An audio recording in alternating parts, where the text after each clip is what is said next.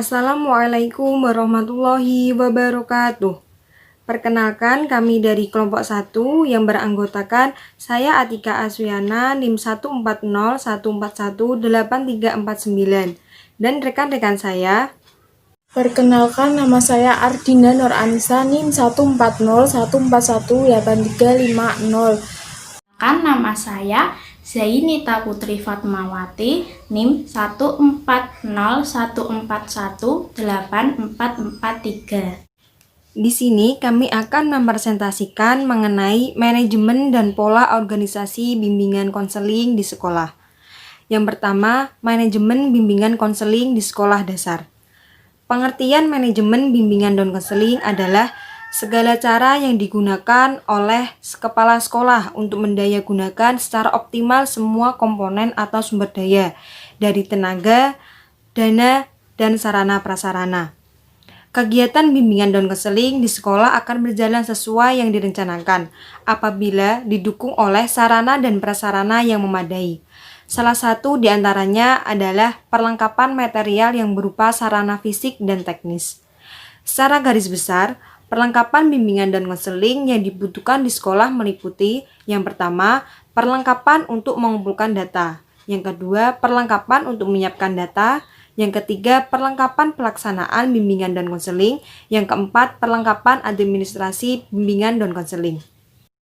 Menurut Atmo Diwiryo, mempergunakan 7 fungsi manajemen sebagai berikut. Yang pertama, pengambilan keputusan, yakni proses tindakan secara sadar dipilih dari berbagai variabel yang ada. Yang kedua, pengorganisasian, yakni proses struktur dan alokasi pekerjaan ditentukan. Yang ketiga, staffing, yakni proses seorang manajer memilih, melatih, mengangkat, dan memberhentikan bawahannya. Yang keempat, planning, yakni proses manajemen mengantisipasi masa yang akan datang dan merumuskan alternatif terbaik dengan serangkaian tindakan. Yang kelima, kontrol, yakni proses mengukur pelaksanaan yang sedang berjalan dan merupakan petunjuk terhadap beberapa tujuan yang sebelumnya telah ditetapkan. Yang keenam, ada komunikasi, yakni proses ide gagasan disampaikan kepada orang lain dengan maksud tercapainya hasil yang diinginkan secara efektif. Yang ketujuh, pengarahan, yakni proses pelaksanaan kerja nyata seorang bawahan dibimbing untuk mencapai tujuan umum. Manajemen bimbingan dan konseling berarti pula menerapkan fungsi-fungsi manajemen. Penerapan tersebut dapat digambarkan sebagai berikut. Yang pertama, terdapat planning, menyusun program kegiatan bimbingan dan konseling dari program tahunan hingga program harian dalam bentuk satuan layanan satlan dan satuan kegiatan pendukung satkung.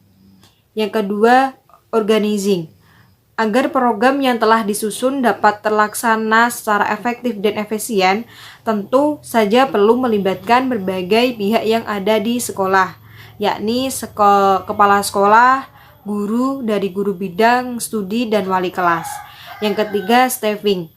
Untuk meningkatkan profesionalisme guru pembimbing, perlu diupayakan keikutsertaan mereka dalam kegiatan-kegiatan seminar, lokakarya ataupun pelatihan tentang bimbingan dan konseling. Yang keempat, ada motivating, melakukan upaya-upaya peningkatan motivasi kerja guru pembimbing melalui pemberian penghargaan, insentif, dan sebagainya. Yang kelima, ada controlling, melakukan evaluasi terhadap penyelenggaraan layanan bimbingan dan konseling, melakukan analisis terhadap hasil evaluasi serta melakukan tindak lanjut terhadap hasil analisis hasil evaluasi. Selanjutnya yaitu pola organisasi bimbingan dan konseling di sekolah. Pola organisasi bimbingan dan konseling di sekolah tidak perlu selalu beragam strukturnya. Setiap sekolah bisa menyusun struktur organisasi bimbingan dan konseling sesuai dengan besar kecilnya dan kepentingan sekolah bersangkutan dalam pelaksanaan bimbingan dan konseling. Perlu diingat bahwa organisasi yang tidak baik bukanlah sesuai dengan tipe atau model, tetapi sesuai dengan kondisi dan situasi sekolah atau lembaga pendidikan yang bersangkutan. Dan dapat menampung serta mengatur mekanisme kerjasama yang harmonis dan sinergis, serta memungkinkan dapat terselenggaranya layanan bimbingan dan konseling yang baik di sekolah dasar. Agar suatu organisasi dapat mengkoordinasikan kegiatan-kegiatan bimbingan dan konseling yang baik di sekolah, maka hal-hal yang perlu diperhatikan diantaranya: 1. Semua staf sekolah, kepala sekolah, wakil kepala sekolah, guru mata pelajaran, wali kelas, staf sekolah harus dihimpun dalam satu wadah sehingga terwujud satu kesatuan bertindak dalam usaha membantu para siswa di dalam mengatasi permasalahan-permasalahannya. Yang kedua yaitu mekanisme kerja bimbingan dan konseling harus tunggal, sehingga para siswa tidak menjadi bingung karena adanya berbagai macam bentuk layanan bimbingan dan konseling yang dilakukan oleh petugas yang berbeda-beda. Yang ketiga yaitu tugas tanggung jawab dan wewenang dari masing-masing petugas bimbingan dan konseling di sekolah harus dirinci dengan jelas dan tegas, sehingga masing-masing personil bimbingan dan konseling akan memahami dan mengerti kewajiban dan tanggung jawabnya sendiri. Pola organisasi bimbingan dan konseling yang disarankan. Yang pertama, organigram pelayanan bimbingan dan konseling di sekolah. Yang pertama, ada kepala sekolah, yaitu penanggung jawab pelaksanaan teknis bimbingan dan konseling di sekolah. Yang kedua, ada guru pembimbing, yaitu pelaksana utama yang mengkoordinir semua koordinator bimbingan dan konseling kegiatan yang terkait dalam pelaksanaan bimbingan dan konseling di sekolah. Yang ketiga, guru mata pelajaran, yaitu guru mata pelajaran dan pelatih adalah pelaksanaan pengajaran dan pelatihan serta bertanggung jawab memberikan informasi tentang siswa untuk kepentingan bimbingan dan konseling. Yang keempat, siswa. Siswa yaitu peserta didik yang berhak menerima pengajaran, latihan, dan pelayanan bimbingan dan konseling. Yang kelima, ada tata usaha, yaitu pembantu kepala sekolah dalam penyelenggaraan administrasi ketatausahaan sekolah dan pelaksanaan administrasi bimbingan dan konseling. Yang terakhir, yang keenam, BP3, yaitu Badan Pembantu Penyelenggaraan Pendidikan, adalah organisasi orang tua siswa yang berkewajiban membantu penyelenggaraan pendidikan termasuk pelaksanaan bimbingan dan konseling. Yang kedua, kewajiban dan tugas personil sekolah yang terkait dengan kegiatan bimbingan dan konseling di sekolah. Yang pertama, kepala sekolah. Sebagai penanggung jawab kegiatan pendidikan di sekolah, tugas kepala sekolah antara lainnya mengkoordinasikan seluruh pendidikan sekolah yang mencakup kegiatan pengajaran, pelatihan, dan kegiatan bimbingan dan konseling, menyediakan dan melengkapi sarana dan prasarana yang diperlukan dalam kegiatan bimbingan dan konseling, dan memberikan kemudahan bagi terlaksananya program bimbingan dan konseling.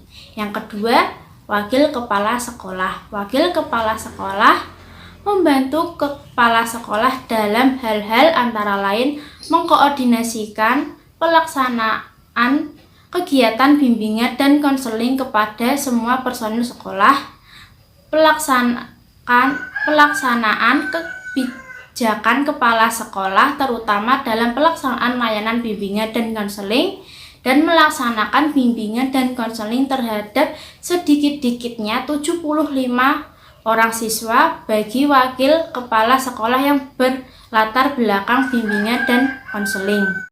Ketiga, koordinator guru pembimbing. Koordinator guru pembimbing bertugas mengenai hal-hal sebagai berikut. Yang pertama, mengkoordinasikan guru pembimbing dalam mensosialisasikan pelayanan, menyusun program, melaksanakan program, mengadministrasikan kegiatan, mengadakan penilaian program, dan melaksanakan tindak lanjut bimbingan dan konseling.